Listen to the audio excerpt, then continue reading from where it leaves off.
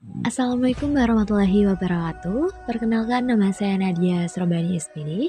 Di sini saya akan menjelaskan aksi nyata topik 5 dengan judul Pendidikan yang Memerdekakan bagi saya, materi Filosofi Pendidikan Indonesia.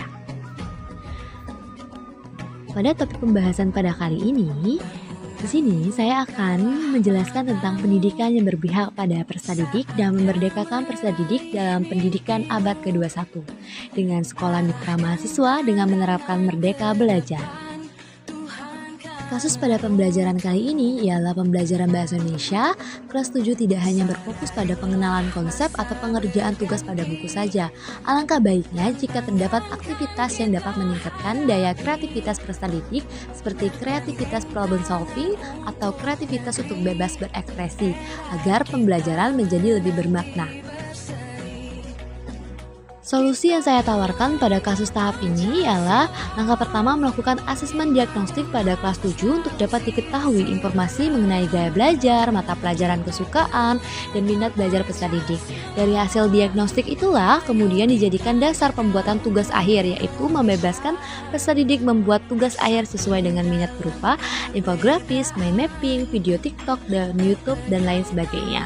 Selanjutnya, di sini ada strategi penerapan merdeka belajar. Yang pertama, mengenal gaya belajar dan minat peserta didik. Yang kedua, membentuk peserta didik yang berkarakter Pancasila. Yang ketiga, pembelajaran yang berbasis teknologi. Nah, di sini ada strategi pembelajarannya. Yang pertama, ada topik, yaitu penerapan pembelajaran yang berpusat pada peserta didik. Yang kedua, ada aksi nyata, pembelajaran dengan materi teks surat dengan memanfaatkan teknologi abad 21 dan menerapkan pembelajaran yang berdiferensiasi. Yang ketiga, ada deskripsi, yaitu setiap peserta didik memiliki kemampuan yang berbeda-beda dan karakter yang beragam. Dalam pembelajaran, guru sebagai fasilitator harus memperhatikan hal tersebut. Yang keempat, ada profil pelajar Pancasila, yaitu berakhlak mulia, berkebinekaan global, mandiri, gotong royong, bernalar kritis, dan kreatif. Selanjutnya yang kelima ada daya dukung, yaitu kepala sekolah, guru, peserta didik, komite sekolah, dan orang tua. Selanjutnya yang keenam ada kompetensi, yaitu pembelajaran memanfaatkan teknologi abad 21 untuk menyelesaikan materi teks surat. Nah, di sini kita masuk dengan kegiatan awal.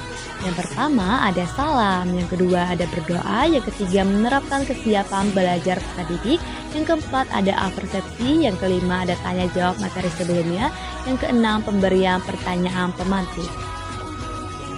Selanjutnya kegiatan inti. Yang pertama menjelaskan materi, yang kedua mengelompokkan peserta didik, yang ketiga orientasi peserta didik terhadap masalah, yang keempat mengorganisasikan peserta didik, yang kelima membimbing penyelidikan kelompok, yang ketujuh mengembangkan dan menyajikan hasil karya, yang kedelapan menganalisa dan mengevaluasi proses pembelajaran.